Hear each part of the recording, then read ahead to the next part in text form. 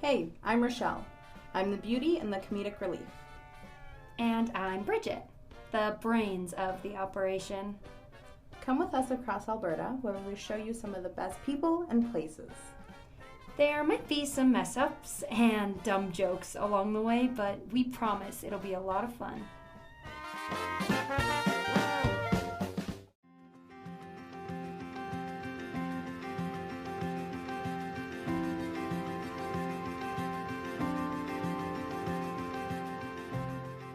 Hey everyone, and welcome back. Today we are here again in Grande Praire at Shade Tree Chocolate Studio with a very special guest. So we will start with your name. Hi, my name is Celeste Robinson, and I'm the CEO and head chocolatier at Shade Tree Chocolate Studio. And can you tell us a bit about yourself? This is like the hardest question of the whole thing. We like to start off that way, get it out of the way, you know? Right. I'm relatively new to business. I'm still within my first year, 5 years of startup. I'm going to sort of talk about a little bit about what sort of like led me in this direction. The older you get, the realize the older you are, so I have a bit of history that I think is really fun. As I did this working with what I'm doing now, I realized I'm actually like a really creative person, and I totally thought it was just hobbies all the time, but like the stuff I've done over the years is like, oh, it's all leading me in this direction. So I've traveled a little bit around the world. I used to be a salsa dancer for over 20 years. Wow. Yeah, I worked in the film industry. I went to school for costuming. I've worked in the game industry, like the gaming industry, and now I'm running a chocolate shop. Oh my goodness, so Yeah. You've been all over the place. Just a little bit. Where was your favorite place that you traveled to?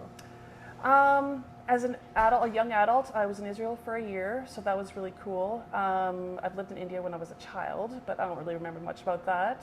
And I don't live in Vancouver anymore, but my heart still is there. Yeah. And so what led you to Grande Praire? Because now this is where you've opened your chocolate studio. Actually, well, when I was in Israel, I was about 19, and my mother ended up getting a job here. Never thought I'd be an Albertan, but I am now. And I was like, she's like, you want to, come to go college in Grande Praire? And I'm like, where? So I decided that it was a great idea for when I was done what I was doing, and we came here. Stuff happened from that was about 1997. I had all those other experiences, the costuming and that type of stuff after I moved here. Like I left and then came back, and then it was just sort of time to be in a different phase of my life when I came back. My sister was living here, and she ended up introducing me to my husband, and we have a family. And so it was a really great opportunity to actually start a business here, specifically here and nowhere else. So. Yeah, came back to not specifically start a business, but that's what happened. Yeah, it ended up working out that way. Yeah. Cool. And so where did the name Shade Tree Chocolate Studio kind of come from? That took a while to come up with because I didn't want it to be too pretentious when I was working on it. So this was long before I actually opened the shop. I went to business school because I had an idea. The idea of the shade tree, I don't know about you guys, but when it's hot and we want to sit down and talk with people, it's usually you find a shady spot under a tree. And if you're going to sit down, you're usually going to have a conversation. You're not just going to go and do something quick and leave. Mm-hmm. So it's this idea of sitting under a tree and having an actual deeper conversation with somebody. Aww. Yeah. That's beautiful. I love Thank you. that. I love the thought that. And I really like trees. Yeah. Do you have a favorite tree? Like a willow, pine, birch? Okay, it's not a favorite tree, but our daughter's named Cedar, so yeah, we still really like trees. So cute. And so you kind of talked about it a bit, coming back to Grande Praire, and family was here. It was the perfect time to open a business. But what was the inspiration, I guess, for a chocolate studio in specific? I know a lot of people in their lives, they're like, what am I going to do when I grow up? So I had to think about that for a really long time. And when I started actively pursuing it, I was still salsa dancing. And so the original idea was a dance studio and a coffee shop. And so, because I really like coffee, I really enjoy coffee culture. That morphed. So I started in the local farmers market as a little coffee booth. When you are getting into business and you don't know all the ins and outs and you're so enthusiastic about stuff and you're like, I could do it. But circumstances happened where I had to find just something else to add to it because the coffee wasn't I knew that there was something that the shop was going to be, and I didn't know what it was. And then when I actually decided that I was going to start pursuing learning about chocolate, it was all of a sudden it clicked, and it was that was the thing. So we're a chocolate shop. We still have an espresso machine, but the chocolate is sort of like really where it was like everybody decided that that was the right thing, and they all lined up and behind me, and they're like, let's go. And so it was the right answer that I was looking for. Yeah. And so how did you get into learning about chocolate? Like, were there classes you can take? Yes. Or, yeah? So it was really interesting because when I was, before I landed on chocolate, I sort of like dabbled with the idea of like doing coffee roasting. And then I was worried that like, that I wouldn't have the skill and the palate to like really do it justice. And so that's not something I really wanted to pursue that way, because it just felt like I really appreciate good roasts of coffee. And so like, I'm going to leave it to those people that it's really their jam. But like, for some reason, like chocolate just seemed to be something that I was like okay with, and like experimenting with flavors and stuff. And so like, a long time ago, I got to try, someone else was starting a chocolate shop. This was like maybe 10 years before I started, or 15 years before I started. And I got to like experience a chocolate tasting that she did. And so she introduced me to like really like the high-end fine chocolate that's like so good. And so like I started thinking about that again, and then I ended up contacting her. This was like many years later, and she wasn't in the business anymore, but she was like, try this program if you want to learn. Because I was going to ask her if she would like teach me the basics of how to like do chocolate. And she wasn't in Alberta anymore, but she's like, go to this program. And so there was an online program that's out of Vancouver that I did, and it was a 3-month course, and that sort of like started me down this path. Wow. Yeah. And then like a year later, I was able to go to one of their in-person classes. So it's like with an actual, like in a chocolatier's space, and they do a training for a week, and that was amazing. So cool. Yeah. Oh my God. Yeah. And so what was the best part of like getting into chocolate and learning the ropes, I guess? It was sort of like the thing that like I knew that I could do. No, I mean like I had confidence in it not going into it, but like I seem to have a knack for it. And so like there's been a lot of things that I've had to learn, and there's still so much to learn. But I don't know if it's just because I was more interested in it, the flavors were easy for me, and like they just seemed to be like a natural fit. I think that answers your question. Yes, it does. And so what was the process like of opening a business in Grande Praire, or starting a business, I guess? So I know I have this comfort with not knowing the answers to things, but feeling like I could easily find the answers to stuff. There's an organization in the city called Community Futures, and so I had an opportunity to sort of like start discussing my ideas with that person. This was like when I was at the farmers market already. It was just sort of like just going back to that, like an opportunity presented itself, and someone's like, I'm going to see if I can get you a booth in here. And I'm like, what? Like, I wasn't ready for that, but like it just sort of went that way. Yeah. And then I had this opportunity to work with Community Futures, sort of like to develop the idea and sort of like have this group of people that I can like bounce ideas off of, and like we're all growing our own businesses. Cool. And so like Grande Praire is a really interesting, like the city itself and the culture here. It's such an entrepreneurial city, and like it's the thing that you do here is like run a business. And so there's so many resources and businesses that like sort of like I don't know, there's a really strong sense of community about people wanting to do this, because it's still small. Like it's not Edmonton, it's not Calgary, which is like massive cities. It's still small enough that like that there's still lots of space for people to do different business type things. And then there's like Community Futures and the Chamber of Commerce are like great organizations that are like have deep roots in the city. And so like I've been able to like tap into those and sort of like have a network of like great people that I can like either ask questions of, or even just associate with, that, I don't know, just makes me feel like I'm a really good part of the city. So just being in those communities for myself, and then like having the chocolate part that I want to do, right? It just sort of like fits really well together. Mm-hmm. So I don't know, it's just, Grande Praire makes it easy for some. Don't get me wrong, there is still a steep learning curve of being a business owner and learning what you're doing and getting customers in. But in terms of like, I guess the networking part of it, and like having relationships with other people and other businesses, mm-hmm. And getting your name out there, like Grande Praire like has a really well-oiled machine for that, and I think it's fantastic. Oh, that's wonderful. Yeah. And do you have any advice for people wanting to open a business in Alberta? Or Grande Praire in Grande Praire, I'll take it from someone I was watching on Instagram, and it's like, start before you're ready. And it's like, you won't know all the answers until you literally go through the process of doing it. Like things will change once you actually like physically get into the doing of the stuff, because you'll realize like whatever you thought that you were going to do or whatever, if you leave space for something to change, like you'll realize that wasn't the right way or something, or like the right path, and like you just need to slightly adjust and go this way. And so like you have to start before you're ready and you have all the plans, because sometimes there's even better ideas than you even imagined, or better avenues.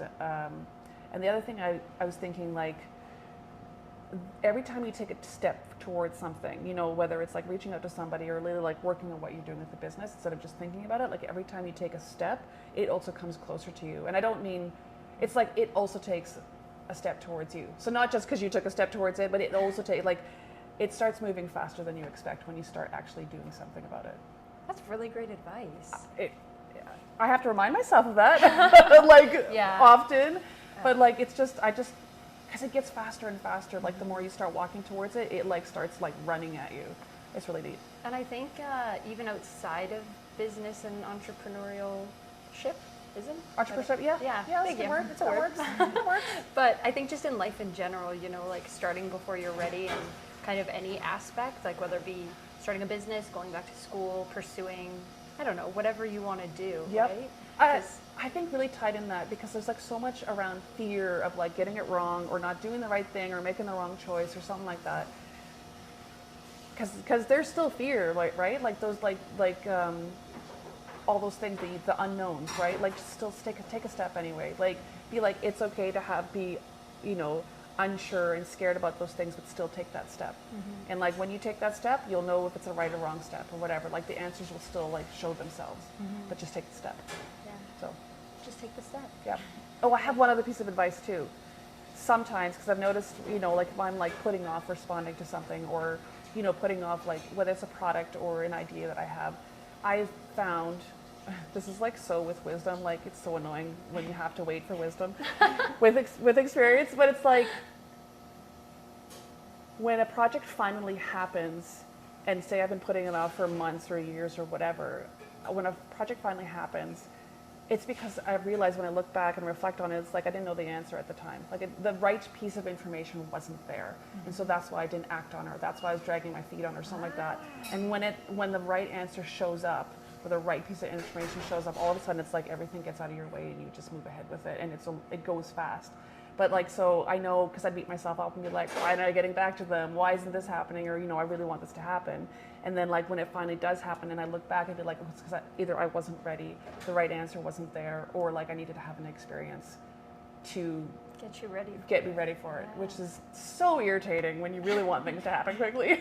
So frustrating. Yeah. But that's a really, I hate evaluative language, but I use it all the time. It's a great way of looking at it, I think, because it reminds you that you're not doing something wrong. Because I think at times when, like, for myself, like when I am dragging my feet on maybe a project or something I want to write, it's like, oh, why can I just not do this?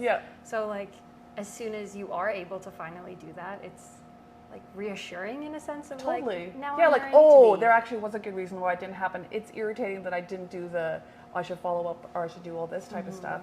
And it's not to say that there isn't room for like improvement in like how you behave around certain things, but it's just sort of like evaluating either what the behavior was or why it wasn't moving forward the way you anticipated it to. Because sometimes also, like, even things that I haven't moved forward on, there's like a certain way my brain works or it doesn't work, and there's like, you know, you have to get out of your own way to do certain things. But sometimes I realize like that's a personality or a habit trait, and this is how I can get around it, right? Like, I need that to happen. I need to follow up on email or whatever, but like maybe it's like this is how I get around that part that I find difficult. I don't know. It's interesting. Yeah. Yay, lifing.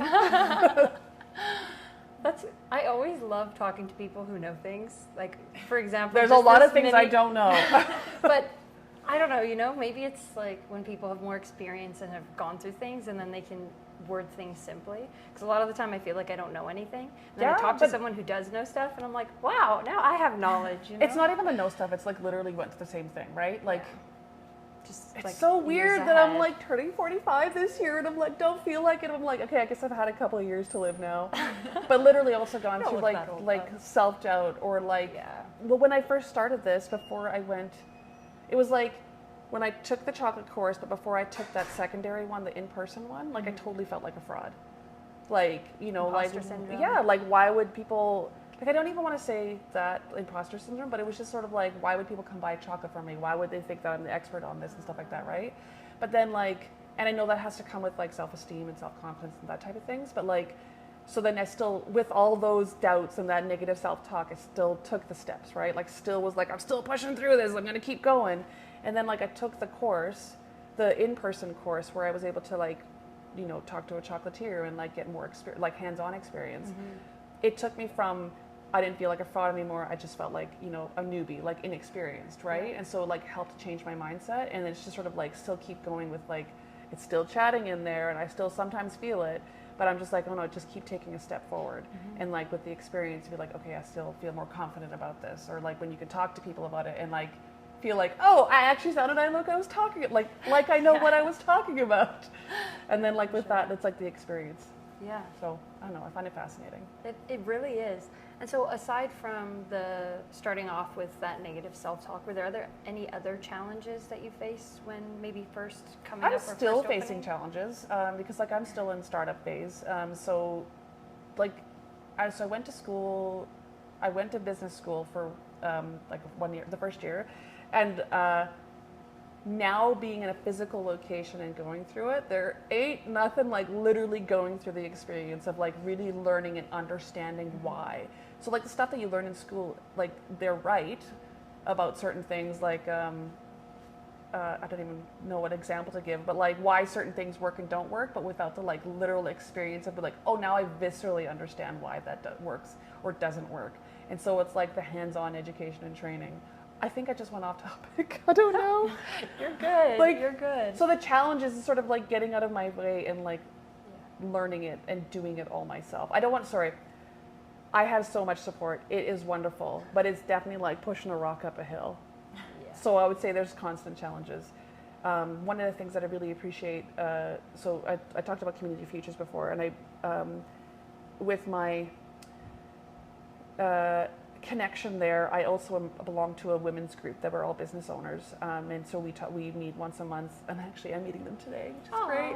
But we talk about our businesses, like, and the challenges that we're going through, and like one of the first things that I remember that was sort of mentioned from the person that was that's the facilitator. She's like, every business goes through the same thing. It doesn't matter how much money they're bringing in. They like literally are going through the same thing, and it's just a matter of scale, right? Like they might be bringing in millions of dollars, but they're still dealing with, you know, millions of dollars worth of like staffing and like stuff that they're paying for and making sure the bills are paid. So they're like, it's literally the same thing. It's just a different scale. And so like the stresses are still very similar. And so like, I don't know, there's still a lot of challenges. It's fascinating. I hope I get to do this, you know, until I retire. Like, this is pretty cool. Yeah. But it's stressful and fascinating. And so how do you have any, not coping mechanisms, but like, do you have anything that you do to kind of keep yourself going? Like, how do you stay motivated? That's my question. Sorry. It's hard sometimes. It's hard many times. I think I wrote down in here was like one piece of advice, and it was like, I know I've talked about this before, like, it's still taking, so it was the same person that was like the facilitator, like I had a meeting with her, and this was like really like a couple years ago, and it was sort of like, just do one thing different than you did the day before. So like, you know, when you've like, you're sort of like, all you want to do is watch TV and not do anything to do with your business or those type of things, and you're not feeling very motivated.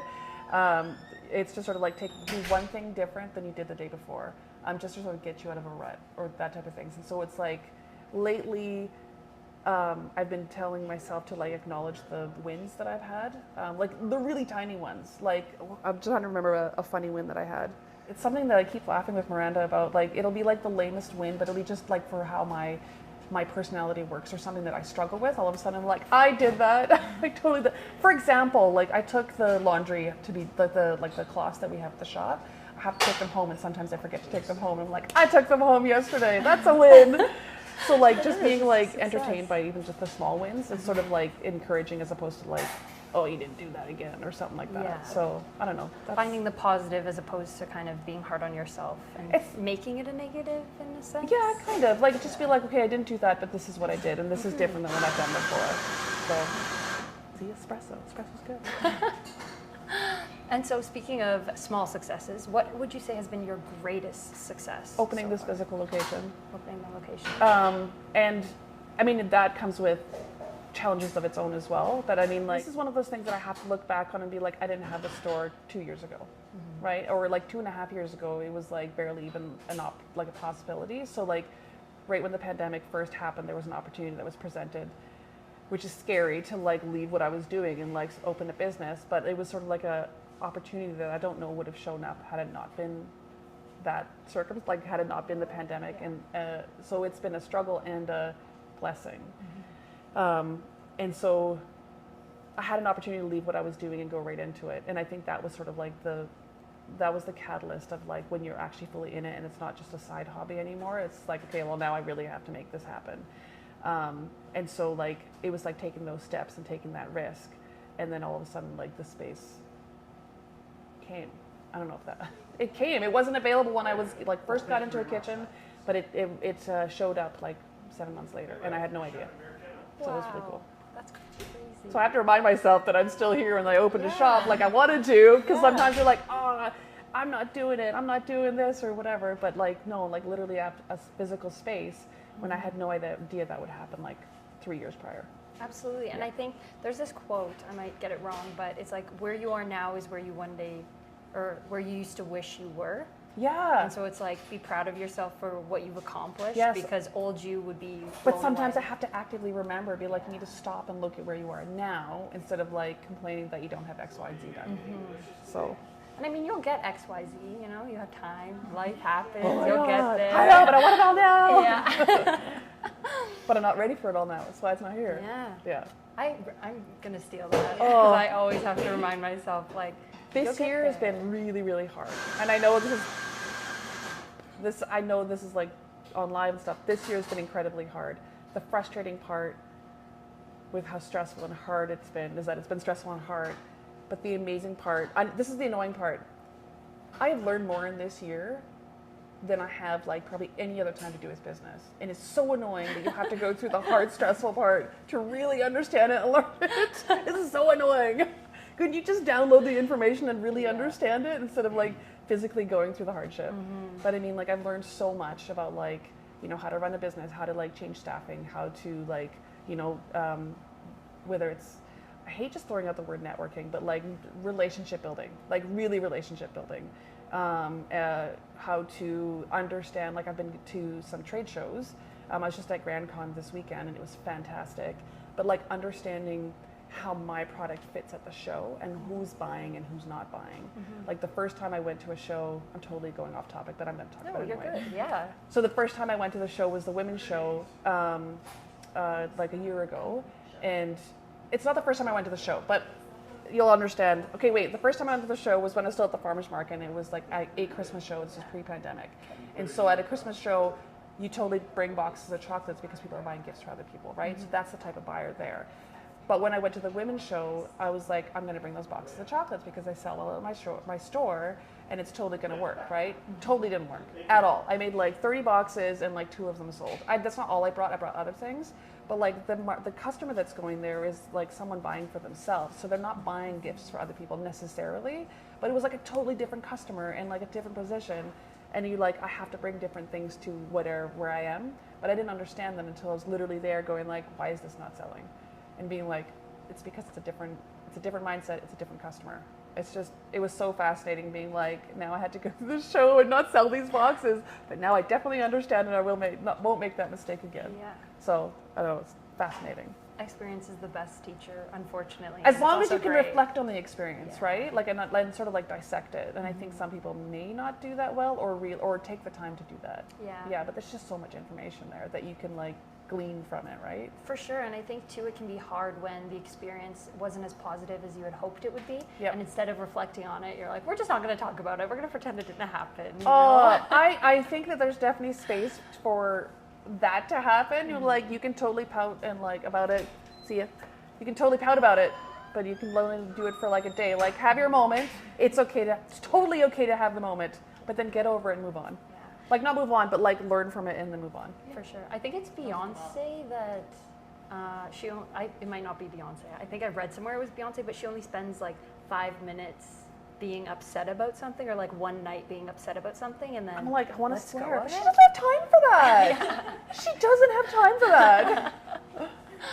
Yeah. She's got all kinds of other like things going on. That's true. Yeah.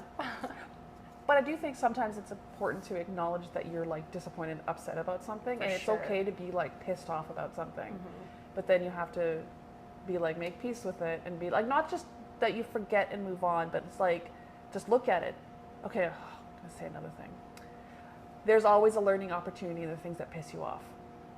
Like, because it's usually like an indicator. It's not bad. It's an indicator of like something needs to be different, right? Like this is not working. Well, how can you either address it, do it better, or whatever? Like even if customers come in and they're like pissed off about something, usually it's not when they're coming in. They're usually pissed off. But like say I've done something that's not up to their expectations or whatever. Like if you can separate your ego.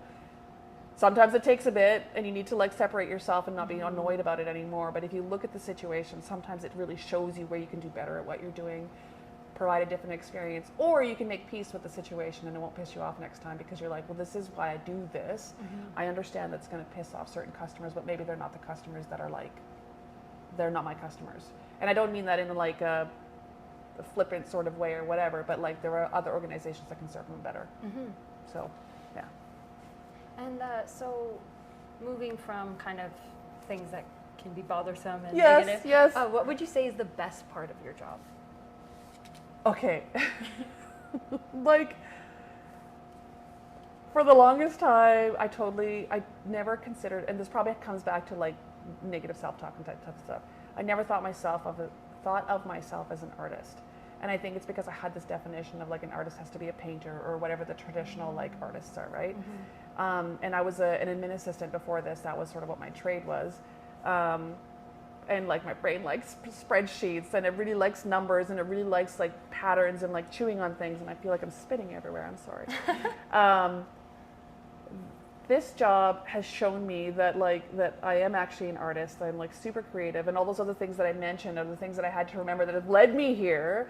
But like it's an artist in a different context, right? Like I'm not necessarily a painter that can draw a picture that looks realistic, but like it is an outlet that I can explore and express creativity, and yet it is so geeky. Like it is like so much science, like with growing crystals in cocoa butter. Did you know there's like 6 crystal structures cocoa butter can take? It's so geeky and it's so awesome, and you can like nerd out about it, and then like being able to share that with other people and like flavors and stuff, and then yet on the other side running the business side, like doing the like the spreadsheets and the math and that stuff. It also satisfies that desire for order. So it's like chaos and order are like definitely both get. It's very stimulating for my brain. Yeah, they kind of go hand in hand. They really do, and so like it's. On both sides, there's like struggles and frustration and stuff like that, and yet like I've never been this stimulated and satisfied and fulfilled in a job in my life. Oh my goodness, I'm so happy for you. I know, but it's still stressful, guys. It really is. And so I just wanted to say that's so crazy to me that you were an admin assistant, but a salsa dancer, but a costumer. Like that's such a wild life. It's a lot. You're still so young to have done all of these things. It's a lot. That's why Like, some that's things I forget crazy. some things or don't finish things. Like, but like it's so funny because when I became like the head of a business as opposed to like I would say not the bottom of a business, but you know like at the lower end. I was like, who was I kidding? Like, I need an admin assistant. Like, who was I an admin assistant to? I need one. Yeah. Keep Like, me where do I get alive. one of those? Yeah, where do I get one of those? I really enjoy being at the decision making table. It is very different than being on the support side of things. Yeah, it's my jam. I'm really enjoying it a lot. But I also like the spirit. I like that I'm not that person that's coming in only as a manager or a CEO or whatever, and don't have the experience with like being on the admin side of stuff, right? Because I know how it should run, and so like I can be like, this is how it's run. I've done it before. It's not just something I'm pushing off to be like, oh, I don't know what's going on. I'm like, I know what it should look like. I can do it better than you, so make sure it's right. And as like an outsider, I really appreciate that because I've been in jobs before where people have been in positions and they don't understand kind of the receiving end. Yep, totally. And so then they make all these decisions and it's like, well, you don't know what it's like to actually be in my position and Yeah, how that affects my totally, work. yeah. And so hearing that you're like well-rounded in that sense of like being able to, oh, I've been there, let's do this will help. Like, Yep. That's really awesome. And I keep saying to my staff, and especially if I'm like onboarding new staff, and I'm like, I will tell you to do things a certain way. And literally it's because I've already made all those mistakes. It's not just because I feel like it should be like that. It's like literally I'm the one that's dumped chocolate on the ground. I'm the one that's like broken that, or like it didn't work. Like I have literally made all those mistakes. So I'm trying to make it so that you don't have to necessarily do all that. Yeah. Yeah. Or I came up with this method because I did that. Mm-hmm. Yeah. And so speaking more about the chocolate in itself, what would you say is like your most popular? My caramel and my sponge. This is annoying because like literally they look like lumps of brown rocks. But it's so good. But it's so good. Oh. So this is salted caramel. Caramel is my favorite. Okay, so let me tell you about the salted caramel. I'm totally talking to you guys out there. I'll talk to you guys too. All right, so here we go. The caramel won't break your teeth unless I'm using the new stove, and I have to figure that out. There's so much to learn. Where it like makes the caramel too hard, then I have to figure that out. But if I'm using the right stove, the caramel won't break your teeth. It doesn't taste like Werther's, because like Werther's is good, don't get me wrong, but I wanted the caramel to not taste like Werther's. The milk chocolate is Calabo, and it's delicious, but this is cool. I don't know, can you see, how close can I get to those crystals? Yeah, that big crystal right there. Okay, so that's Maldon salt. So when we were first doing this, a lot of people really like the salt on it. I don't like the salt on it myself, but I am definitely giving it to all the people that love it. We used to use a different salt. I don't know if it was kosher, one of the ones I tried, but it's like eating rocks, and it's not that pleasant when you're eating it. So this is Maldon salt. It's a sea salt. Yes, you can get it at Safeway. But it bites like a chip. Like, you know when you eat chips? It just bites like a chip, and so it's not like you're eating rocks. Yeah. So it's awesome. So that's when we changed to that. It works very well. And yes, you can buy them online. Sponge toffee. So I'm totally saying this because like I don't even do my own content where I'm like, this is how much thought I put into stuff. Totally sounds so egotistical, but I don't care. No, anyway, when I first got this recipe, yes, I did eat the whole bag because that's how I eat my chocolate. There's none of this one piece at a time. I mean, one piece at a time, but eat the whole thing. So when I first got the recipe, I got it from another chocolatier, and so thankful to people that actually share information when, like, instead of making it up all on your own. Yeah. So when I ate the whole bag, I was burping after, and I was like, there's too much baking soda in it. Right? Because you don't want to be like burping after you do that. And so I didn't know it would be baking soda. It's totally baking soda. Cool. So the baking soda is what makes the when you're making it, you're essentially melting down and caramelizing the sugar, and then the baking soda actually adds the volume, like all the holes in it. And so, but if you have too much baking soda, it totally makes you burp at the end, or like gassy, right? It's like there's too much baking soda, so I actually reduced the recipe. So actually, wait, let me rephrase that. When you scale the recipe is when you notice that the baking soda is way too much. So after I scaled the recipe, I reduced the baking soda. So those are two top sellers. They're not, I really like them. I 100% make them because that's what people really, really like. That's not what my favorites are. Do you want me to show you one of my favorites? Absolutely. Which is weirdly enough. That was my next question, actually. These are fruit creams. So they're like, okay, this is one of my favorites. Literally 6 months of eating these. These are what I eat 8 o'clock at night when my children have gone to bed and I want to just eat it myself, and you right? can enjoy something. Yes. Yeah. Okay, and so I always tell my customers, I'm like, don't take a bite, just stuff the whole thing in your mouth. Like the cookie, because it's the cookie that's got like the jam dot in the middle, and so like you've got to get the right ratio of chocolate to cookie to jam dot, so you just stuff the whole thing in your mouth. I'm so classy.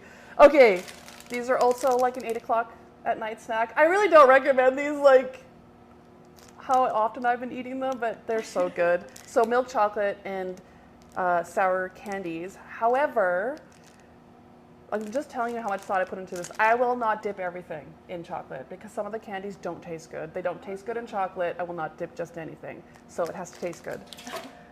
These are brand new. These I'm calling my spicy ginger discs. So in North America, the ginger cookies that we usually get, like the gingerbread ones, they're not really spicy or at all. It was just fine. They're good. They serve a purpose. I want spice. Like if you drink ginger beer and it's got that spice to it, that's what I was looking for. So I think these are an Indian cookie, but I have to go back and check. So it's a ginger cookie, which is spicy, with milk chocolate and Thai ginger, which is also spicy. Ooh. It's really good. But the milk chocolate like tones the spice down just a little bit. It's so good. And then the last one, I'm not generally a white chocolate fan. Like, it's not my first pick. So this is French lavender. So I have a friend that makes tea for me, and she has organic lavender, so I used it in my stuff. Cool. So there's French lavender and candied fennel. What I like about this white chocolate, it's not too sweet, but it also is like the vehicle for other flavors. That's not like that you don't want chocolate to overpower. So what I like about the white chocolate is that it sort of like enhances the other flavor, like the fruit flavors or the like a spice flavor. So that's why I like these. And check these out. You can't see it. Oh, can you see? It's got my logo on it. Oh, that's so pretty. Cool, huh? So there we go. Those are my snack items I like in the shop. Those are awesome. We're going to get a whole bunch of stuff. My family's going to love me after we're done here. And so speaking of your chocolate, where can people purchase your chocolate? For the most part, it's in store, or like I do corporate orders as well. So like a company will come to me and be like, "Can you do this?" I've done like big Christmas orders and that type of stuff, or I'm sort of branching out into like the custom mold side of things, but that's sort of like a brand new avenue that's working. You saw my tree. Because I might as well have my own product. I mean, my own thing to show people. For sure. I do have a Shopify presence. It's not used as much, only because like shipping from Grande Praire, like because we're in northern Alberta, tends to be not the cheapest. But I would say order lots and then it'll work. It'll even out. Yeah. It'll even out. And so right now, because it's not my main source, like that's not my main business, it's not as robust as it could be. So if you guys want to shop online and you don't find what you're looking for, give me an email or a shout and we'll help you out. But I would love to do Alberta and then Canada and then world domination, but let's just start with Alberta. I love that. And so speaking of Alberta, Canada, world domination, if you could open a shop anywhere in the world, where would you want to open it? Yeah, but is this for business or just for pleasure of wanting to live in the city? Usually people do it for pleasure, honestly. They're like, it'd be really cool to have a business here because it's nice and hot here. We've heard that, but we've also heard people say the only place my shop belongs is here. And I'm like, oh, that's very wholesome.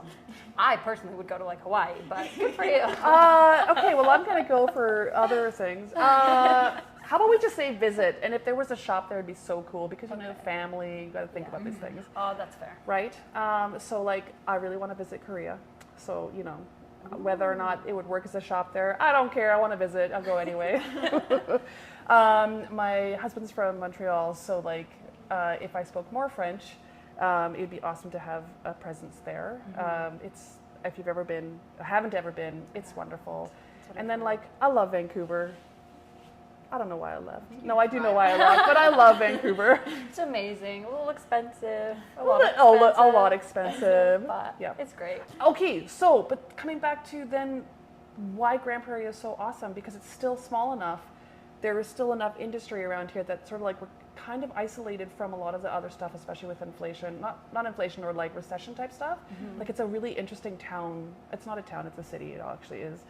But like, and it's still, I think it sometimes fights back and forth with like most entrepreneurial capital of Canada, but like because the culture is so strong in entrepreneurship, this is somewhere I could start. Whereas like if I thought that I was, like I feel like I'd probably have to be a pastry chef or like some, with lots of school behind me to be able to open like a chocolate shop in one of the bigger cities.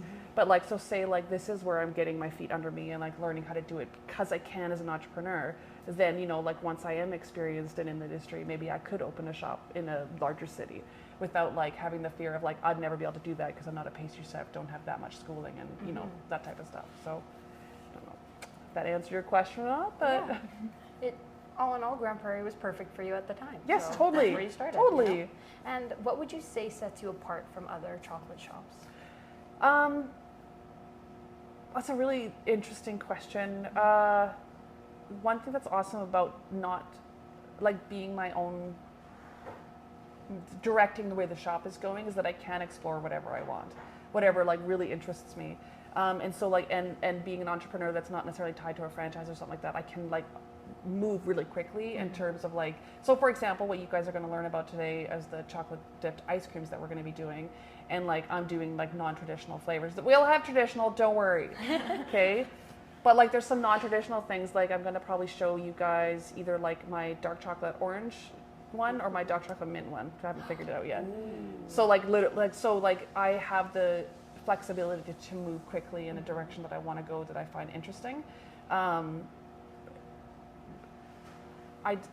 know, like, remember I said about it being brown? They'll show you pictures another time of some of the bonbons that I paint, and so like I really enjoy like the artistic side of like the bonbons that are like highly painted. I don't know if you guys saw them over in the case. They're beautiful. And that's not even a lot of them, but I mean like to have that ability to sort of go in that direction. I make these, at Christmas time I call them ornaments. They're break ornaments, and so they're like a painted ball that has stuff inside, and like they're made out of chocolate and you smash them. Oh my gosh, So fun. They're so fun, and I'm always like, make sure you smash it, because we're always taught to be like, take care of stuff and like be really careful. I'm like, no, smash it, because we're not allowed to smash things, so smash this one. It's part of the fun. Just have the fun Yeah. and enjoy the chocolate. Yes. Now I totally don't know if I got the right question. No, yeah, you touched on it. We were asking what sets you apart. Yeah, for sure. And so speaking back to, you were talking about flavors, traditional, non-traditional. What would you say is the weirdest flavor combination that you've tried? I don't know if I want to tell you why I did it. There is a product called sriracha powder, and I wonder if I still have some back there. I don't know. I wanted to try dark chocolate and sriracha because I had an idea that I was working on. I'm not going to get into the idea because it's a little... it was like one of those really big ideas that I'm like, oh, I'm going to try this with like someone famous. And I was just like, didn't go any further than that. But I was like, I'm going to try sriracha powder in dark chocolate. And it didn't work, I think, because of the garlic in it. And I didn't really think about garlic being in sriracha. So I was like, this is not the right. Well, or at least in the powder it does. Because it's like, I taste garlic. Yeah, the chocolate probably brings it out a little too. Totally. But I loved that I was able to try it. Like, I got the powder and I tried it because like the idea that I had was great, except the execution was not great. So like there's still room for it.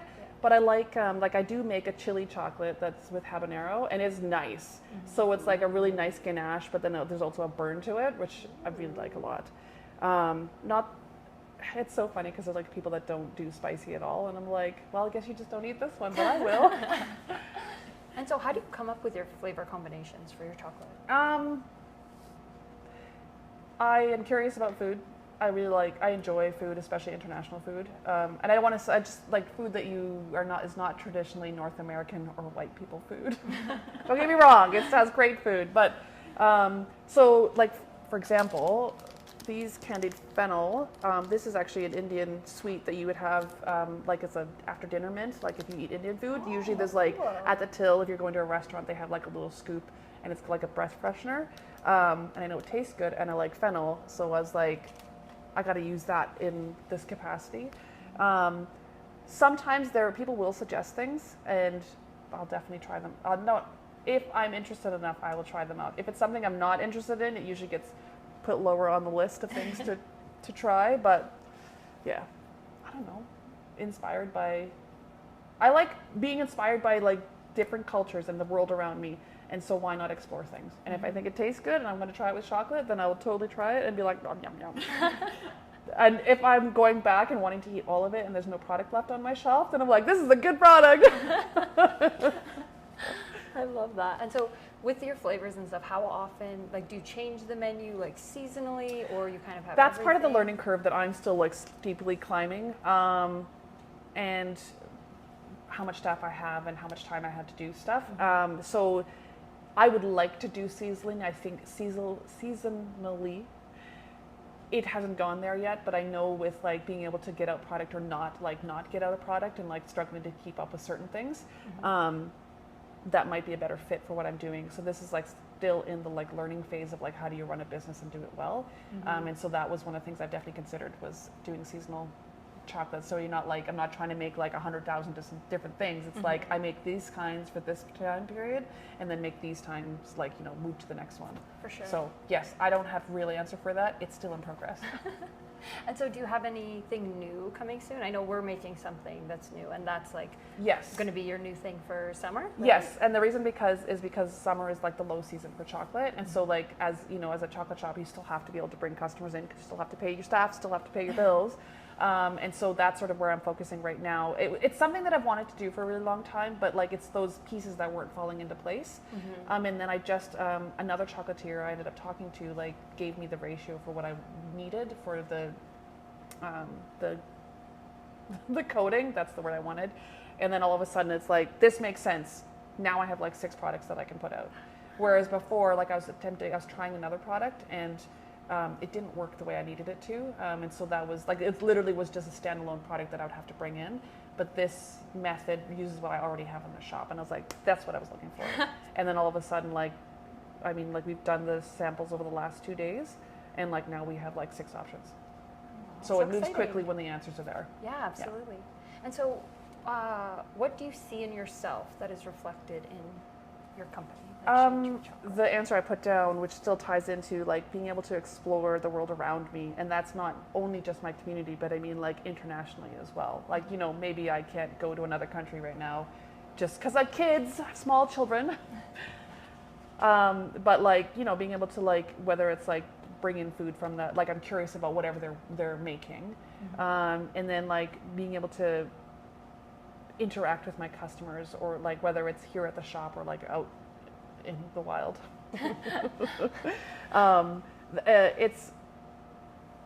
It's how I want it. Actually, I'll show you another product. It ties in.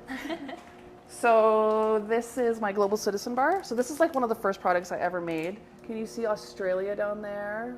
And there's Russia, and I believe Canada's over here. Oh, that's so fun. Yeah, it's a map of the world. And so like the idea behind this and why I call it a Global Citizen Bar is that idea of like what you do and how you move through your local community and like the broader community, like how you move really affects the people around you.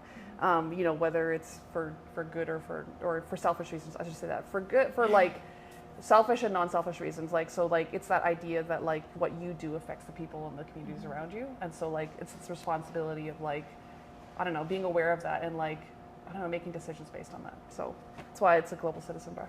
That's so cute. Yeah. And so speaking of community, what would you say is your favorite thing either to do or your favorite part of living in Grande Prairie, in your community? It's crazy having children.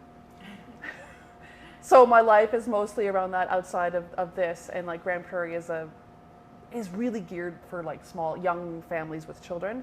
I'm just thinking of Muskogee Park, and just sort of like, I don't know, experience either walking around or going to the spray park or the pool or that type of stuff. So that's kind of one of the things that I'm thinking about right now.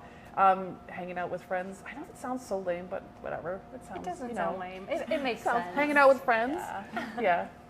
And then, so my last question here is, we've talked about advice like throughout, but what would you say is the best piece of advice that you've received? I'd take that one step. It doesn't matter how small it is. Like, it's just like the actual, like, you don't have to commit to the whole project, but just committing to like just taking a step. If it's just like, you know, like one small thing that takes you like 2 minutes to do, then just, you know, just, I don't want to say just do it, because I know that there's still barriers for certain people, but I like, even just like turn on your computer, you know, just like a step, and not just leave it in your head, because it was in my head for many years. But then you just have to do one small thing, and then one small thing, even if it's like I said, like a win that's like something different than the day before, or just one small step. Yep. Awesome. Thank you so Thank much for you. sitting down with us. You're here with Celeste still, and she is going to teach us how to make chocolate dipped ice cream. Chocolate dipped ice cream On a stick. On a stick. I'm excited. Chocolate and ice cream. Here for it. So earlier in our interview, you talked about some of the favorite products, or like what sets you apart, and I said like being a shop owner that's like, it's my own shop and it's not like a franchise or something like that I can like pivot really quickly when I need to, like come up with a new product or something like that. So it's summertime, and in the summertime it's not chocolate season, so like we still need to get customers in the door, and you know, like pay staff, pay rent, that type of stuff. So it's an idea I've been working on for a long time, meaning I needed to find someone to make me ice cream on a stick. And then it was like, so as a chocolate shop owner. I don't know everything. I'm still totally learning like everything that I'm making and learning how to do. And so like I didn't know how to like make a dip for ice cream. And then I've just recently figured it out. Someone, another chocolatier in Eastern Canada gave me a recipe for it, and I was like, that's awesome. Aww. And we tried it out literally yesterday and the day before. And so it's going to be a little bit of stumbling through this, but you're going to see how we do it. So we're going to be doing the dark chocolate and mint dip. So kind of what I like as also being my own entrepreneur is like, we will definitely still have like the milk chocolate, the dark chocolate, and the white chocolate just as a regular dip. But I also can add a mint one. And so we tried it yesterday. It was so good. It's so good. And there's a problem that you might be literally, I'm going to insist that you just eat the ice cream while we talk when it's done. Are you ready for that? My hands are tied. I have to do it. So this one was some of the stuff we had, but it's not deep enough to really get a good dip. So I'm going to add some more to it. And it is just as simple as chocolate and oil. So I need to, you guys remember that that's mint? Yes. Then we'll put another one down that's the orange because we're going to work on that one too. So give me a second.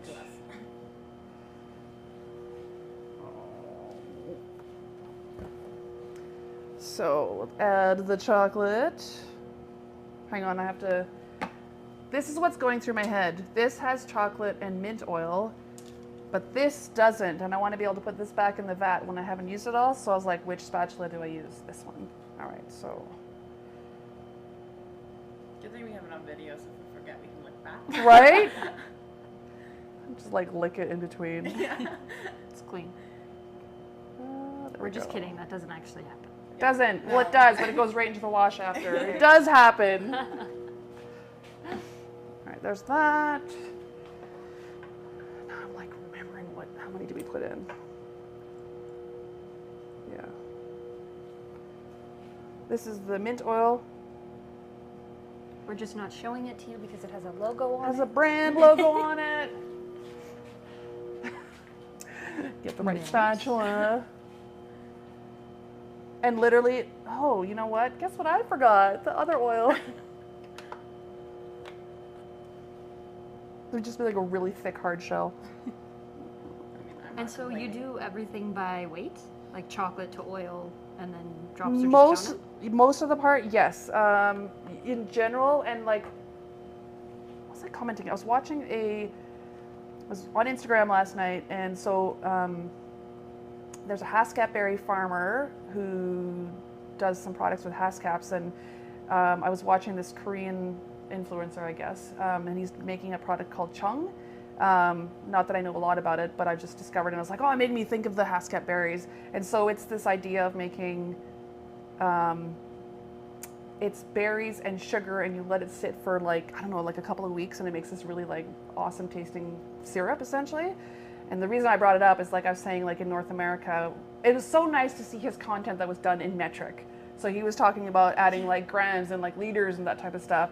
And I was like, you know, being so close to the States that we always get like stuff done in imperial. So for the most part, if you see professional chocolatiers, they're always working in metric, even in the States. So yes, weighing out, so we'll have recipes that we change to weight as opposed to volume, like so instead of like cups of stuff, we'll actually change it to weight because then it's more consistent. It's less dishes to wash and it's so much easier to do. Oh, cool. I didn't know that. And so like, so say we have a product that like, it has like say it's a volume, like it's a cup of something, I will like measure, do a whole bunch of single cups of things and measure each cup and then sort of take the average and be like, okay, that's going to be the weight of that cup. Oh, wow. Yeah. That's how I will change recipes. It's just so much faster and way easier to scale. I don't know. I don't understand ounces. All right, mint, right? Yes. All right, now it's for the ice cream time. I'll be right back. You're going to dip it in all the way to the bottom and then take it out and let it drip a little bit. And then when you're done, I would just put it Hard on there? Put it on there just to let it set. So probably hold the cup with the other hand. Hold it, just so it doesn't fall. Imagine you're at Dairy Queen. Yeah, do it quickly. And you can like even tip it to the side if you want. So you can get it down and turn over. Oh, I see. Okay, and take it out because it's melting. Give a little shake. Shake. And then turn it all the way up so that drip. There we go. Now put it down. There you go. Done. Ooh. Like, look how pretty that is. Oh my gosh, that's actually gorgeous. Oh, I know that crunch is gonna be so good. It's not, because of the oil. So it's like a soft. It's going to be a soft, So yeah. it's like a melt in your mouth type thing. Yes. Yeah. Also, you're going to be eating it relative right away, so it doesn't have time to really harden up. Nice. So I think the crunch would, because I know we've all had it, right? And I actually think it's like a quicker process, and there may not be oil in it for that crunch. But this one will be like a softer, better bite, and it won't just like fall I hate off. the crunch because it breaks in my Yeah. hand. And Totally. I mean, like, Totally. you can't really enjoy it together. You Exactly. need to eat the chocolate and then Yeah, have the and then you ice have to eat the ice cream. cream. Yeah. Oh my goodness. I probably have chocolate all over my face. I'll get you a napkin. Thank you. Oh my goodness, that little chocolate wheel is so this fun. is so delicious. Right? Oh my goodness. It was my favorite of the ones we tried yesterday. Oh, So- I did have chocolate all over Totally. my face. So embarrassing. It's- Hey man, it's real. This is delicious. Yeah. Hi, so we're back. We're making another dipped ice cream. And what's your name? Because we haven't had it in the interview My yet. name's Rochelle. Hi guys, you know me. And we are making a dark chocolate orange. Yes. I was like kind of confused. I was gonna say mint, dark chocolate orange. So Dipped ice cream. yeah. All right, got it. Here we go.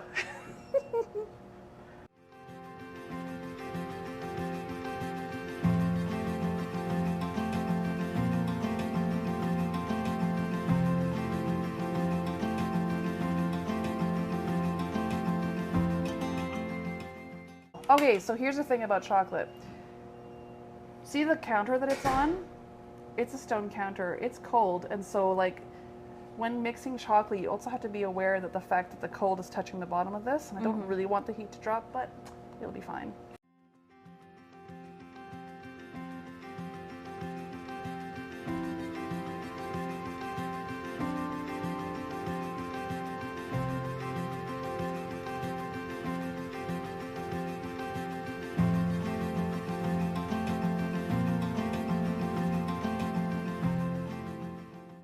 I don't know if you can see, there's a let's The see. shimmer on it? Yeah, the Wow. shine, but then Yeah. it's starting to turn matte, right? And it's because of the coldness of the ice cream. Now, if it was just chocolate sitting on here, it wouldn't set very well, and it'd be shiny for a long time. But if it was tempered, it would set within 3 minutes. So it goes from looking wet to actually being a matte finish. That's so In fun. 3 minutes. Like, look at it. You can already see that it's already changed. And I'm Yeah, so like, used compared to to, like, looking at the this right reflection here. of the light on it. Oh yes, so if you look here, see it's still wet looking? So I never say it's wet or drying because it's not actually drying, it's setting. Because chocolate is a dry product. That's crazy. Yep. And it just looks wet because it's the oil is melted out, right? Like, Yeah. so it's where, yeah. Oh, that's so cool. So you want to try it? Yeah, I do. So it's probably still setting a bit, but I don't think that's going to be a problem. That's Right? so good. You can definitely taste the orange. I think 8 drops is great. I used to hate dark chocolate when I was younger, and as I Not get all older, dark chocolate, not all dark chocolate is created equal. yeah, it's not like bitter. Yeah, that's It's exactly so what I good. actually forgot it was dark chocolate. It's so if you guys should go. I don't have any to give you right like here, but there are other shops that actually make the chocolate, or they have a bunch of like the 70% that are like the high end dark chocolate. It's so nice. Like it's not bitter. It's like there's so much flavor. It's like doing like tasting coffee. It's not. It doesn't taste like coffee, but I mean like there's so much nuance and stuff in it, and Yeah. like really high end chocolate. So much. It's so good. There's some really good. There's some really good chocolate shops in Edmonton and Calgary that use like even higher end chocolate. That is just wonderful. The only chocolate place I know is Pretty's and Rocky Mountain Oh, Chocolate. Yeah. Those are not the places I'm talking about. Those places are great. But like, I think Jessica's in Sherwood Park. I think Sweet Chocolate Palooza, I could be getting their name wrong, is in Edmonton. But my personal favorite, if I'm allowed to say one, is the Chocolate Lab in Calgary. They use, We should. so good. If you guys are in, if you're in there, go try their chocolate. So they use like a higher end. I think they use cocoa berry for their main, like their bonbons and stuff like that. It's so good. This is so good. Thank you. You're Thank welcome. you.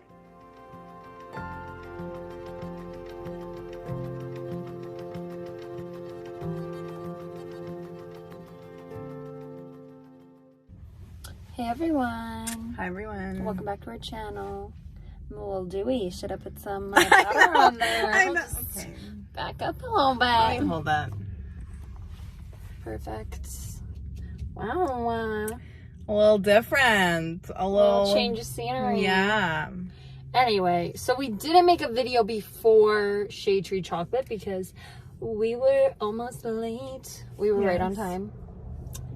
Don't ask. Long morning. Construction that came out of nowhere. Literally come out of nowhere. Like, But whatever, it's fine. We made it.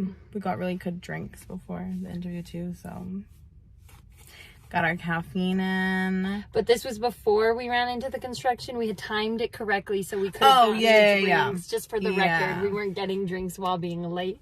Yeah. We are hardworking gals who know our priorities. Hardworking gals in GP just trying to make it work.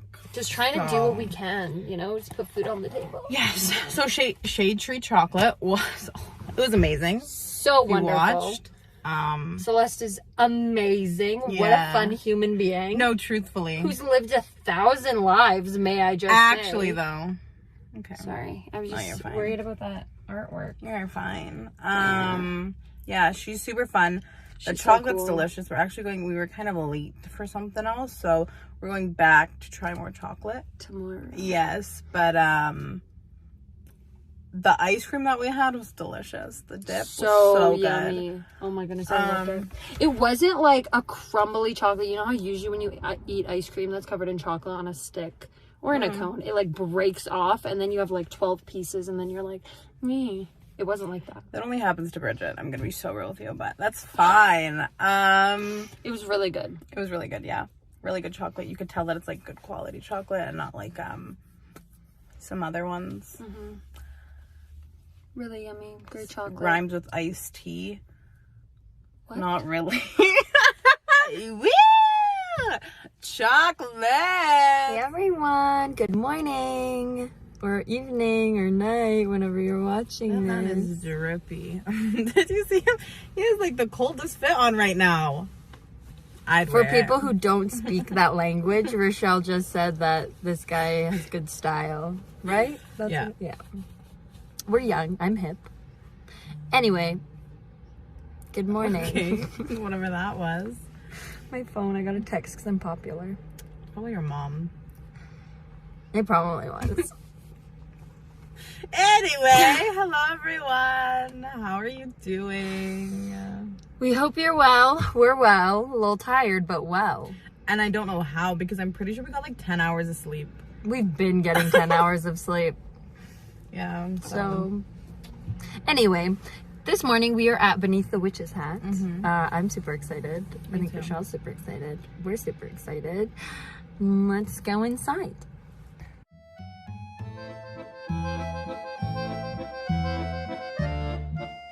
All right. So we will start off with your name. My name is Tammy Lynn. And can you tell me a bit about yourself? I guess I would like to say about my own self is I'm definitely full of authenticity and personality. That is about all I can really say about myself. A person has to meet me. And so you're a business owner here in Grande Praire, Beneath the Witch's Hat. Can you speak a little bit about your business? Oh, definitely. I love my business. My favorite place in this city. I have been able to, I should say I've been given the opportunity to share my lifestyle with the community. And in doing so, I've built an amazing community. I love it. I love to share what I do and my belief system, and I support all belief systems. And I want to give this community a safe place to be that has no judgment, that just gives you a good, safe place to be. That's beautiful. I think that especially in today's day and age where, you know, there's a lot of judgment and things like that that get passed around. I think providing a space where you're expressing yourself and you're allowing other people to express themselves is a really, really beautiful thing. Definitely. And from my opinion, or from my understanding in the community, this is working well. I have so many people that come here just for the space. Right? It's because for me, it's not about necessarily about making the money as it is about making the connections and giving the community a place to get their supplies for their like-minded needs and live their best life. Mm-hmm. And so what things can people expect to see when shopping here? Well, they can expect to feel some magic, see some stones, and from my understanding, the biggest incense collection in Grande Prairie. It's huge. It really is. And I think what people would expect to see is a lot of local artists, a lot of local support, and again, their like-minded needs. And so do you have a favorite, maybe, section of the store, or favorite thing that you sell, or something, anything like that? Well, I love Ouija boards. So that, I think, is probably one of my favorite things, besides the cauldrons, because I really like cauldrons. I like it all. I can't say that I have one favorite thing. I like it all. And so this is, I'm assuming you've used Ouija boards before? Oh, then? yeah. Yeah? What is that experience like? It is not what society and media has told you it is. Okay. Right? Society and media has definitely taught us that, you know, you're opening up these bad spaces and all these bad things are coming, but that actually is not so true. A Ouija board is never used alone, because if it is, it's likely was not an authentic experience. Even 2 people isn't enough. You do need 3. That's just the way it is. Ouija boards do have rules. Mm-hmm. And I think if I was to tell anybody any of the things, never use it alone. Always, always say goodbye to anybody that you've spoke to. That's where the fear comes from, right? Mm-hmm. And never leave your planchette sitting on your board. Interesting. So there's a lot more, I think, that goes into it than maybe people realize or than is shown in the movies, perhaps. Definitely, because movies want you to think that that's where all the badness is. Mm-hmm. That isn't always true. Some people definitely use it to talk to, you know, their passed on loved ones. Mm-hmm. I think it's funny because a pendulum is the same thing. And boy, I have all kinds of people come in here asking for pendulums, but boy, don't bring me no Ouija board.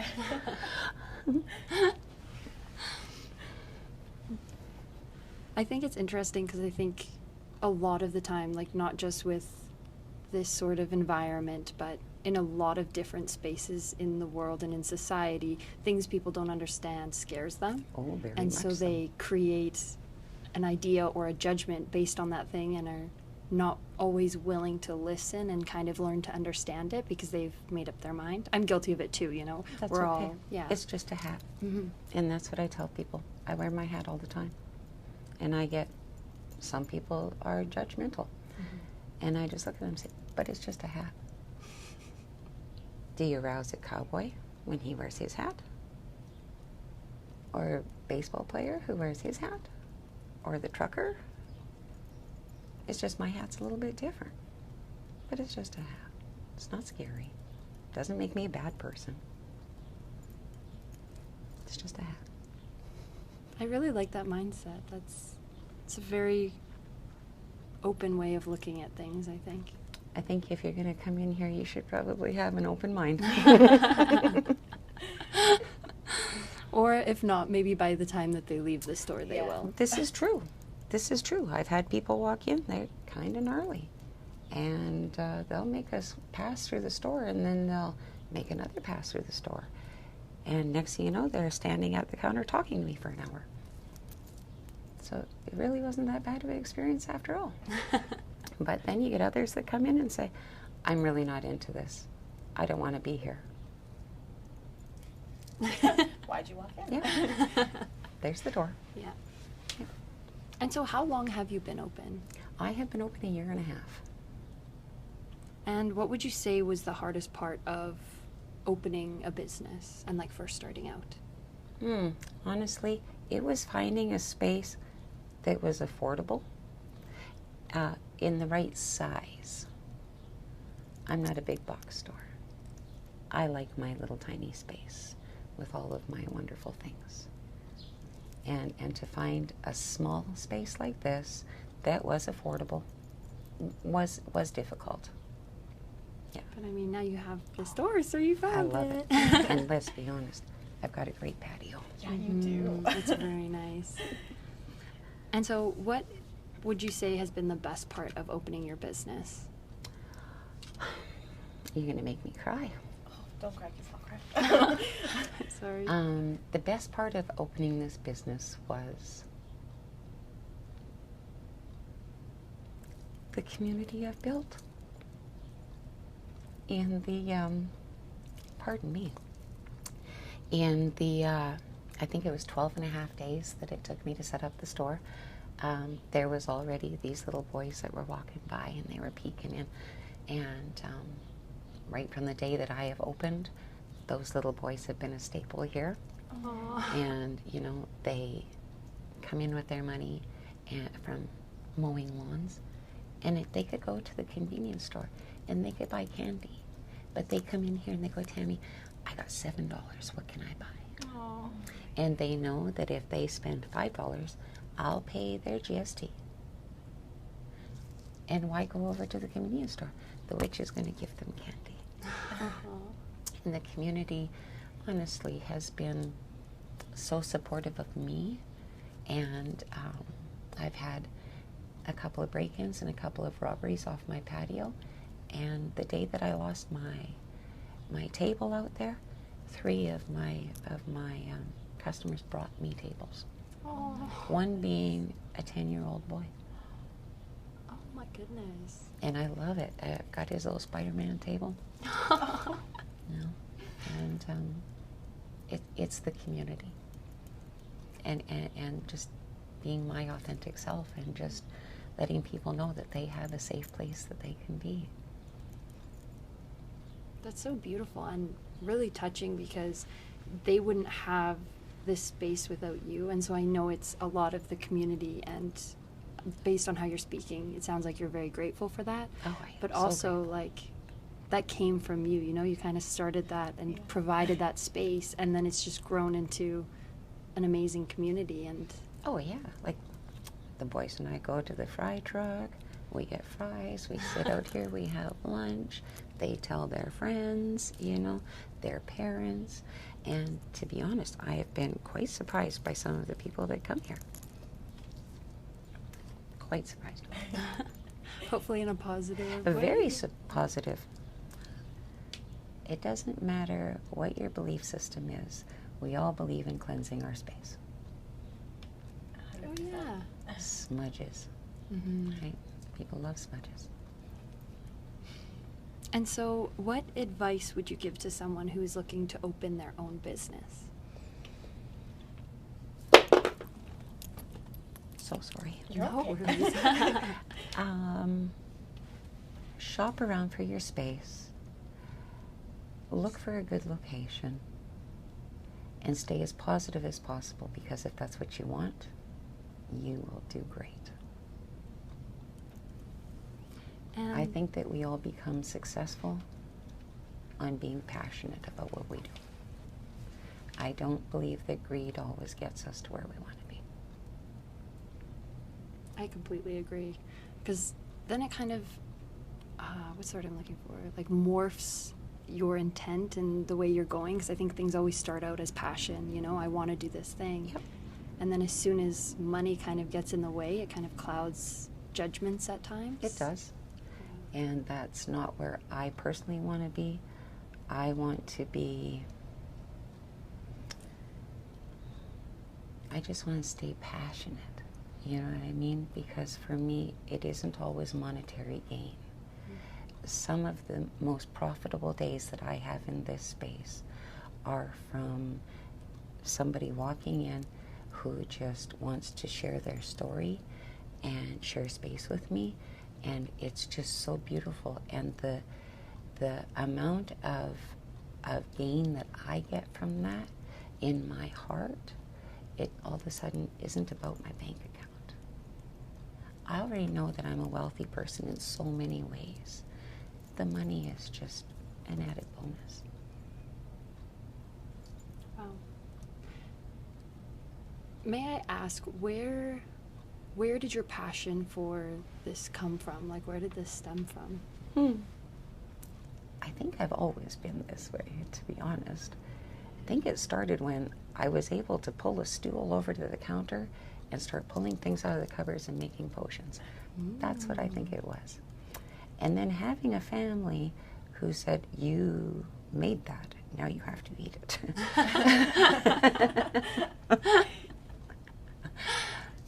Yeah, I don't remember a time in my life where I didn't practice in some way or another. And how has your practicing changed maybe over the years? Like, were there ever times where you learned something that was revolutionary, or times where maybe something didn't work and you got so, we all have those days where something doesn't go the way that you want it to, and then you just get so frustrated that it's really hard to kind of pick up and move to the next day? I probably had a number of years like that, to be honest. And I lived through some things that I didn't think I would live through.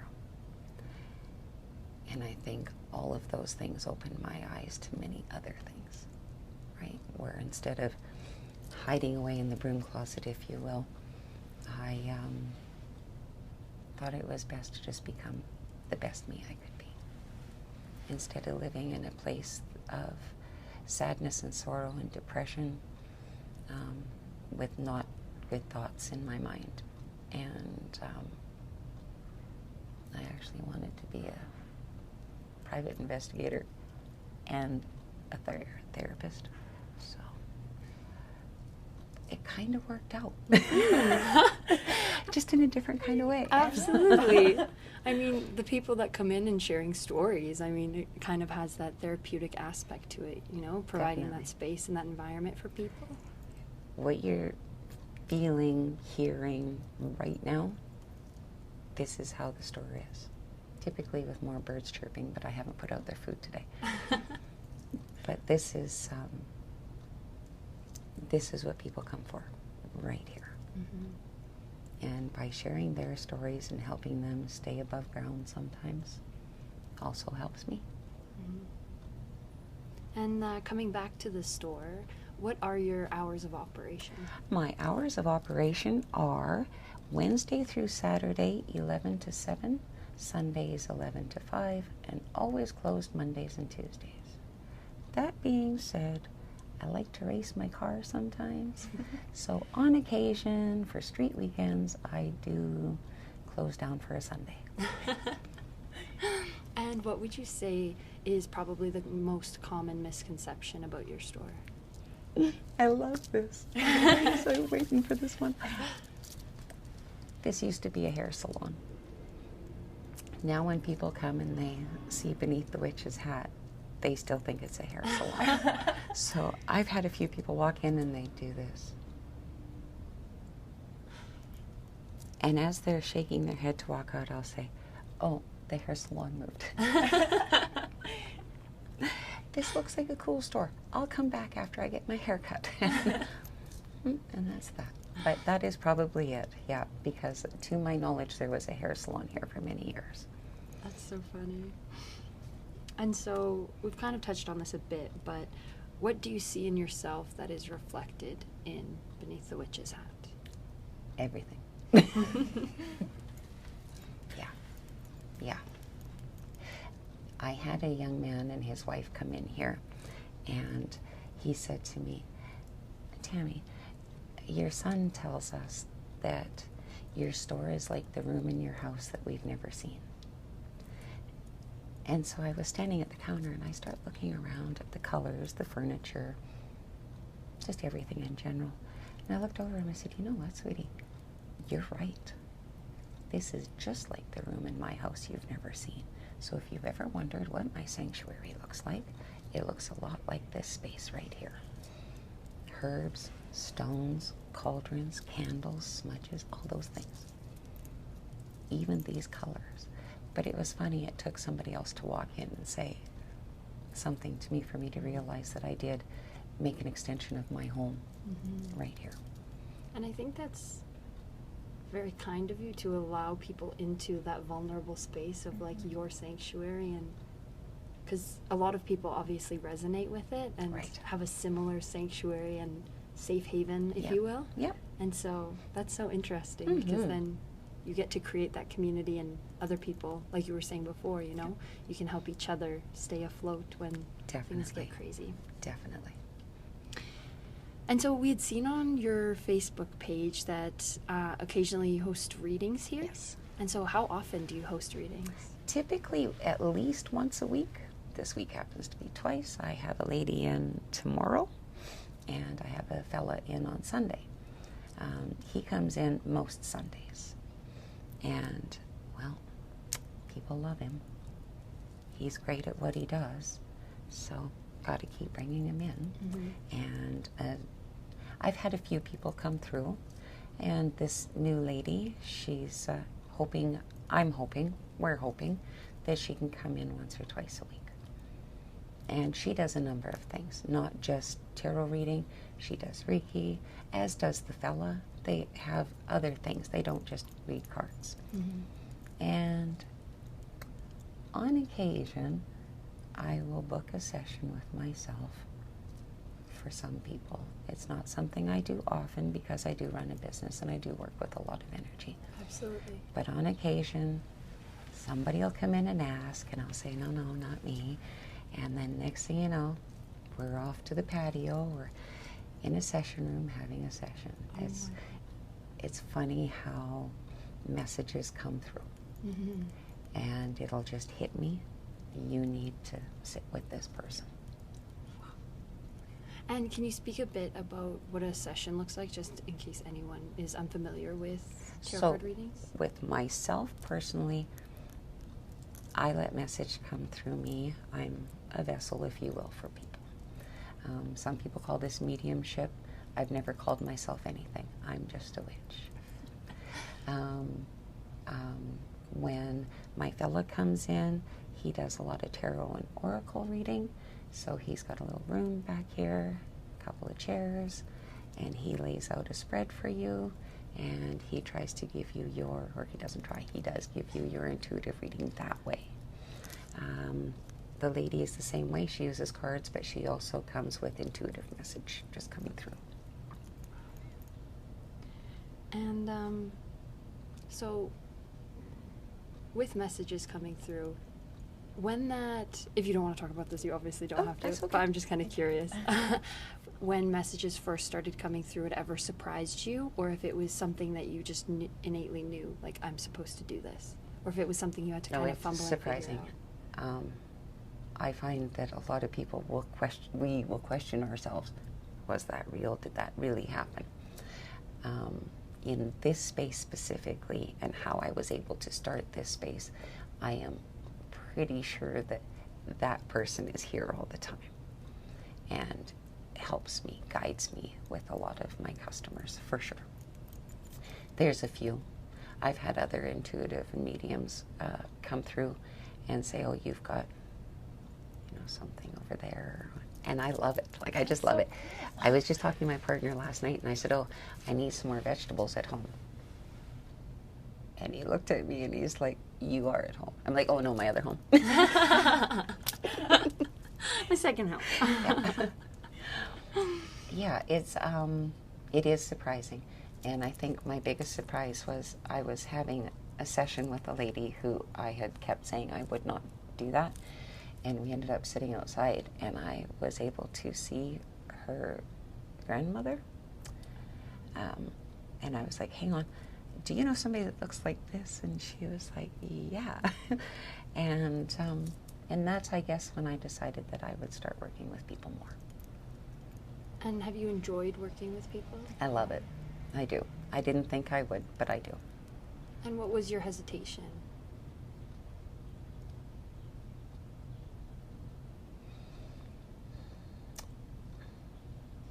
There are a lot of people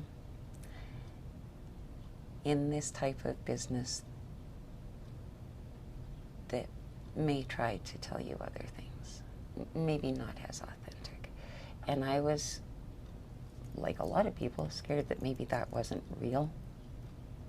You know, that maybe that's what I just wanted. And no, that was very real. You had all this information that people never told you. Yeah. Yeah. Interesting. Yeah, so I guess the hesitation was I was afraid that people weren't going to resonate, maybe, and they definitely do. So Now you just go with so it. I just go with it. People come in and say, "Can I have a session?" No, but before you go, I have a message for you. Aw. Oh my goodness. Wow. And so, if you could open another shop anywhere in the world, where would you open it and why? That's a tough one, because there really is only one witch beneath this hat. So I don't see myself branching out, you know, a second store. So it would be wherever I was living. But where I would really like to start a store would probably be in New Orleans. Oh, yeah. I really would. The root workers and all of the energy there. Ooh, I would love it. Have you been to New Orleans before? No, that's where I need to go. Yeah. I just had an aunt down there and had bought a couple gifts from a conjure shop, and I was like, oh, I need to be there. I really do. Those are my favorite things. Yeah. And so, where do you see yourself and your shop in about 5 years? In about 5 years, well, my lease up and then. So if my lease is up then, hopefully just in another space.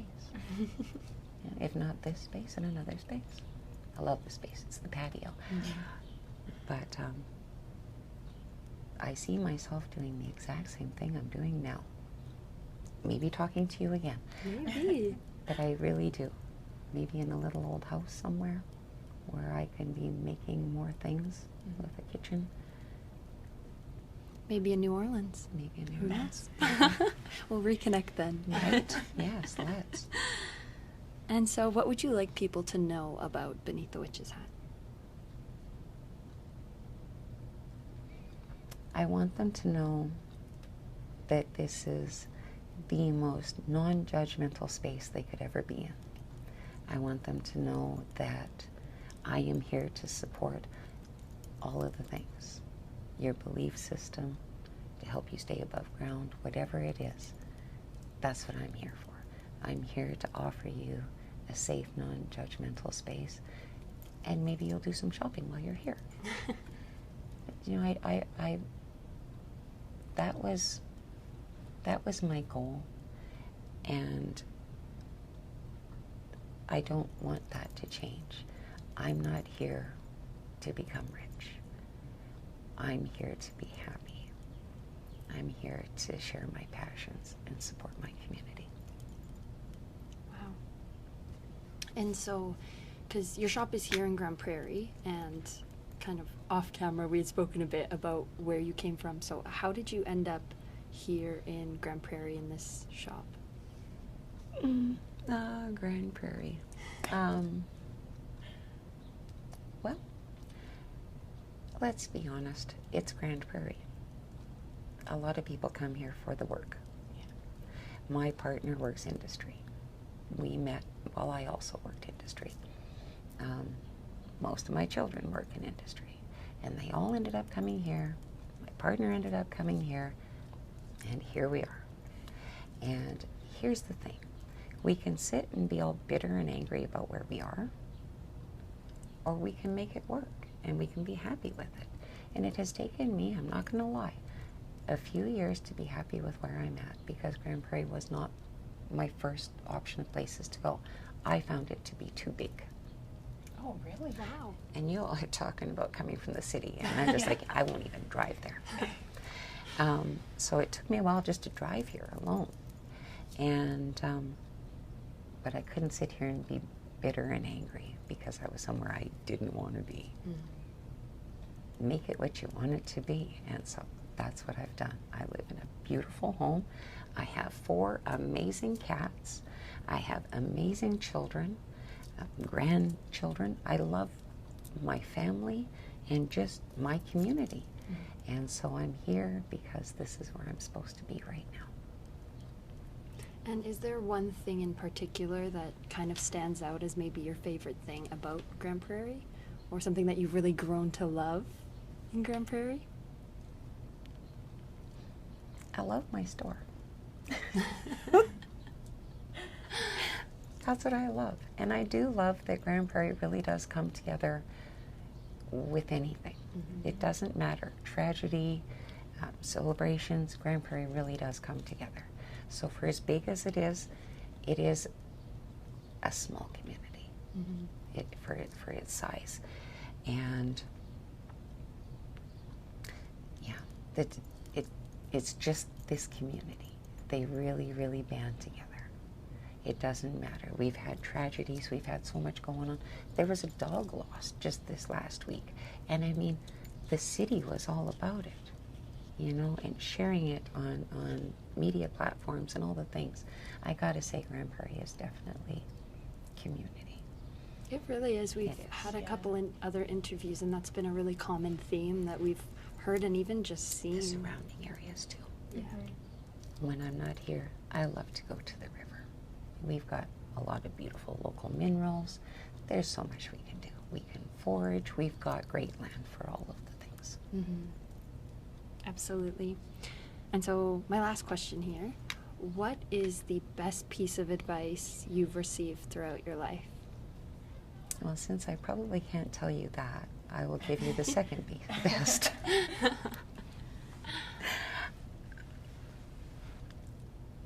Live for you. Be your most authentic self. Don't be afraid to be who you are. Because people that are afraid to be who they are still in the broom closet. It's true. Yeah.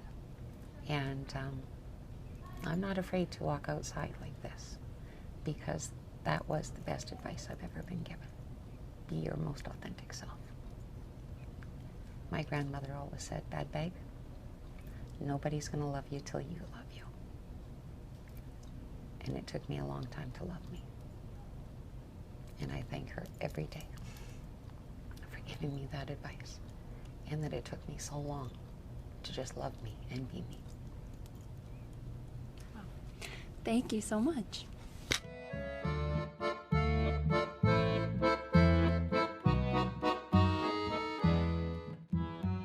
We came in and saw you yesterday, and that was so awesome that we just had to come back again today. Thank you so very much for coming back. Thank you for having us. We just got to experience a reading. It was, I think, both of our first times. So Lovely, lovely. So that was super fun. And does it resonate well with you? It really, really did. Good. I was To a T. Lovely. so, wow. It was really impactful, I think, for Good. myself. Yeah. Good. I love to hear this. I love to hear that my readers do well. Yes. Yeah, absolutely. She definitely did. Good. And so we can chat a bit more about your store and maybe the products that you offer. For sure. Again, I'd like to thank you for coming back. And speaking of my reader, that's a good way to let you know that the majority of my things in the space are local. Like the hats, for example. I have an amazing hat maker. She does great work, and I know that nobody else makes these hats like her or her. You can find her sometimes in different markets, but if you're looking for these hats, this is definitely the place to come. I have a few different seamstresses and tailors that make my cloaks.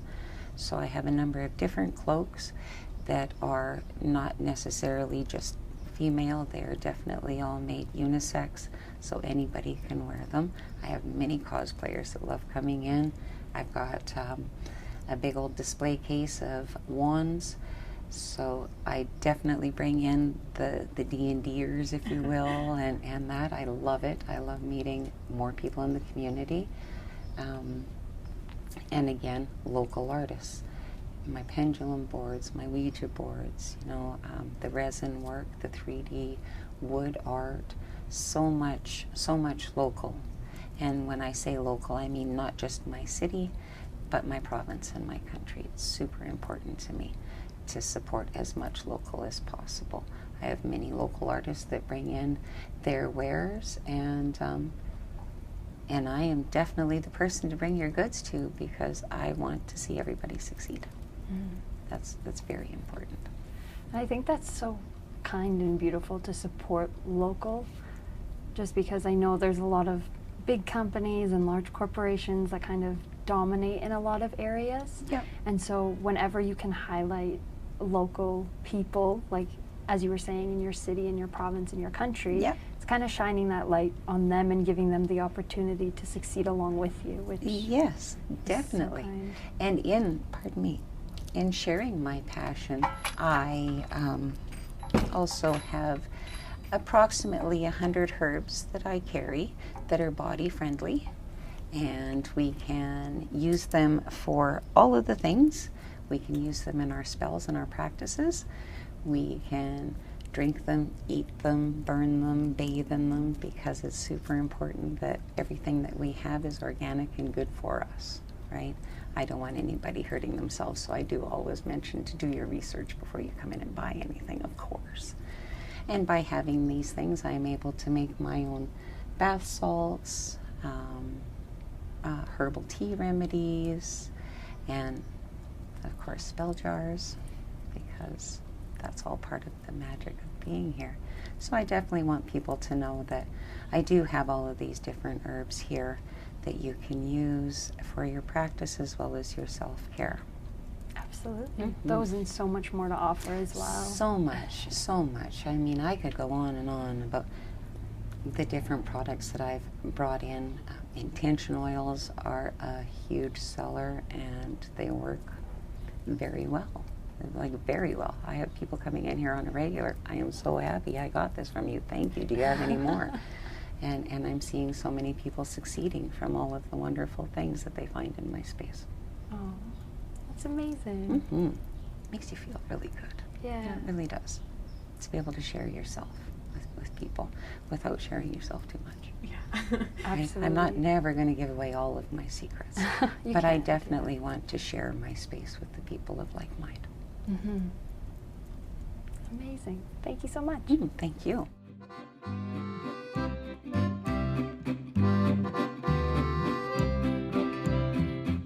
So I kind of wanted to touch base on a couple of the things that I do have here, such as frankincense tears, which people love to use for many reasons as a burning resin. I have mugwort, which again, most of the like-minded community is very much about their mugwort. I find that since we have all of this smoke in the air this year, mullein root has been a huge has been a huge help for many of the people drinking mullein tea to help get the phlegm and mucus out of our lungs.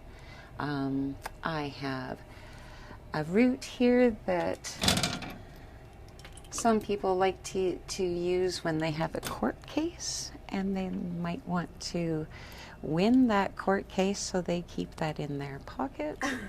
I have a different number of blends mostly for women's health. Okay. Right? It's super important that we take care of our bodies. We get busy as women doing what we do, and we forget how much we need self-care.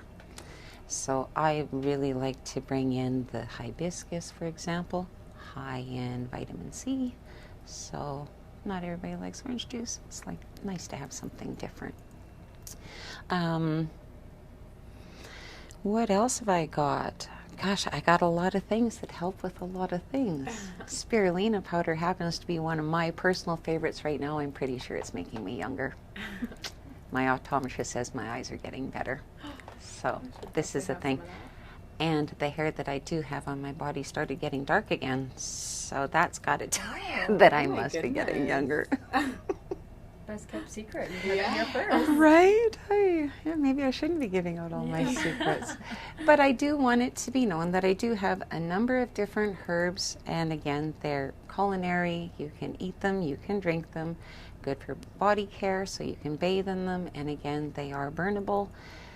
So I would like people to come in and take a look and see the different things that I do have available to them, along with a number of different stones that people also feel very connected to stones and their self-healing.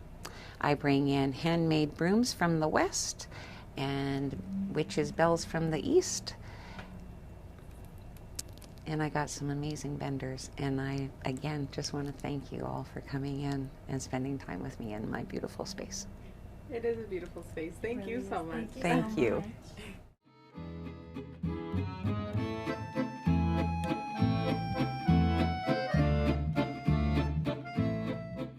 Everyone. We just finished up at Beneath the Witch's Hat with Tammy, and it was so much fun. It was so much fun. She's such a light. She's such a kind soul.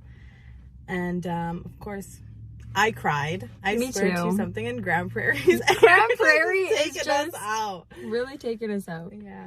It was an amazing experience getting to talk to her. She's as authentic and wonderful off camera as she is on camera. 100%. So highly recommend you go, even just to chat with her. She's full of knowledge and is one of those people who you can speak to and will help you understand, as opposed to making you feel stupid, because I hate when people make me feel stupid. But yeah, it was really awesome. Yeah, and I think there's a lot of times where you can go into a store like that and it can seem dark almost.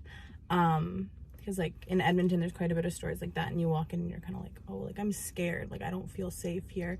And we kind of talked off camera about that, but her place is so welcoming and so warm and so bright that like, even if you're not into that kind of stuff, you still feel like you should be there. So, and I think there's also a really calming energy.